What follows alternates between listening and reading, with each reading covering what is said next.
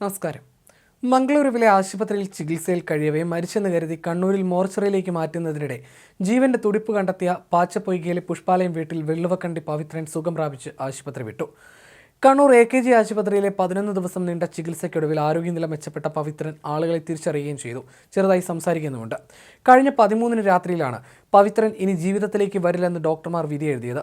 ഗുരുതര ശ്വാസം മുട്ടലും വൃക്കരോഗവും ബാധിച്ച് മംഗളൂരുവിലെ സ്വകാര്യ ആശുപത്രിയിൽ വെന്റിലേറ്ററിലായിരുന്ന പവിത്രൻ ഇനി 10 മിനിറ്റിലധികം ജീവിച്ചിരിക്കില്ലെന്ന് വിധിച്ച ഡോക്ടർമാർ ആശുപത്രിയിൽ നിന്ന് പറഞ്ഞയച്ചു.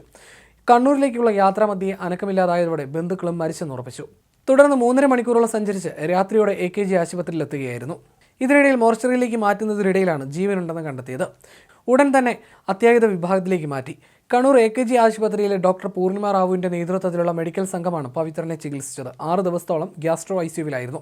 ആരോഗ്യനില മെച്ചപ്പെട്ടതോടെ വാർഡിലേക്ക് മാറ്റിയ പവിത്രൻ വെള്ളിയാഴ്ച വൈകിട്ടോടെ ഭാര്യ സുധയ്ക്കൊപ്പമാണ് വീട്ടിലേക്ക് മടങ്ങിയത്. മംഗലാപുരം ഹെഗ്ഡേ ആശുപത്രിയിലായിരുന്നു പവിത്രനെ ആദ്യം പ്രവേശിപ്പിച്ചിരുന്നത്. അവിടെ നിന്ന് പവിത്രനുമായി നാട്ടിലേക്ക് വരുന്നതിനിടയിലാണ് മരിച്ചെന്ന് കരുതിയ ബന്ധുക്കൾ കണ്ണൂർ AKG ആശുപത്രി മോർച്ചറിയിലേക്ക് പവിത്രനെ മാറ്റാൻ ശ്രമിച്ചത്. ഓക്സിജൻ സൗകര്യം മാത്രമുള്ള ആംബുലൻസിൽ പവിത്രനെ കുടുംബം കണ്ണൂരിലേക്ക് കൊണ്ടുവരികയായിരുന്നു. തുടർന്നാണ് വഴിമധ്യേ മരിച്ചെന്ന് കരുതി AKG ആശുപത്രി മോർച്ചറിയിലേക്ക് പവിത്രനെ കൊണ്ടുവന്നത്. മരണവാർത്ത ഉൾപ്പെടെ നൽകി സംസ്കാര ചടങ്ങുകൾ നിശ്ചയിച്ച ശേഷമായിരുന്നു 13-ന് പവിത്രനെ മോർച്ചറിയിലേക്ക് എത്തിച്ചത്.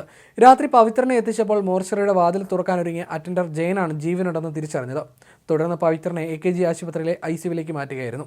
ആരോഗ്യനില മെച്ചപ്പെട്ടതിനെ തുടർന്നാണ് ഡിസ്ചാർജ് ചെയ്തതെന്ന് ഡോക്ടർ പൂർണിമ റാവു പറഞ്ഞു.